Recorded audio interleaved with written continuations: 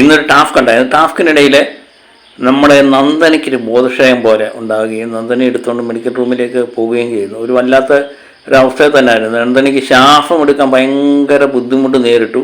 നന്ദന അവിടോട്ട് അങ്ങ് വീഴുകയാണ് ചെയ്തത്. അപ്പോൾ ലൈവിൽ നമ്മൾക്കിപ്പം കാണാൻ പറ്റിയത് അങ്ങനെയാണ്. എല്ലാവരും വളരെയധികം വിഷമിച്ചിരിക്കുന്നുണ്ട്.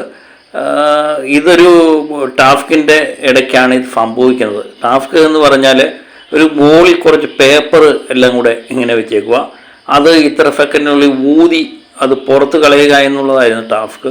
അപ്പം ജിൻഡോയും നമ്മുടെ നന്ദനയും കൂടെയാണ് മത്സരിച്ചത്. അവരാണ് ഒരു ടീമായിട്ട്, ഡെൻ ടീമിൽ നിന്ന് അവരാണ് മത്സരിച്ചത്. അപ്പം പലപ്പോഴും പറയുന്നുണ്ട് ശ്വാസം കിട്ടാതെ വരും. ഇപ്പം തുടർച്ചയായിട്ട് ഇങ്ങനെ ഊതി ആ ബോളിനകത്തുനിന്ന് എങ്ങനെയെങ്കിലും ആ പേപ്പറെല്ലാം പുറത്ത് കളയുക എന്നുള്ള ദൗത്യമായിരുന്നു ഇവർ നിർവഹിച്ചുകൊണ്ടിരുന്നത്.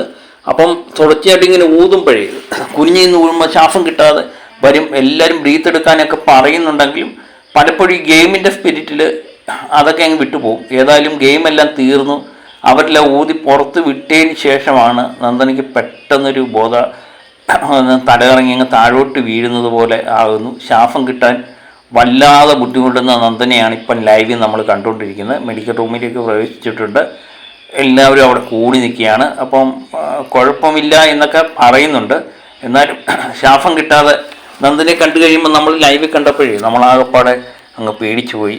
എന്താണ് സംഭവങ്ങൾ എന്നുള്ളത് എല്ലാം മെഡിക്കൽ റൂമിൽ നിന്ന് വന്നതിന് ശേഷം നന്ദന പറയുന്നതാണ്. അപ്പം ലൈവ് കാണാത്തവരെല്ലാം തന്നെ നമ്മുടെ ചാനൽ സബ്സ്ക്രൈബ് ചെയ്തേക്കണേ.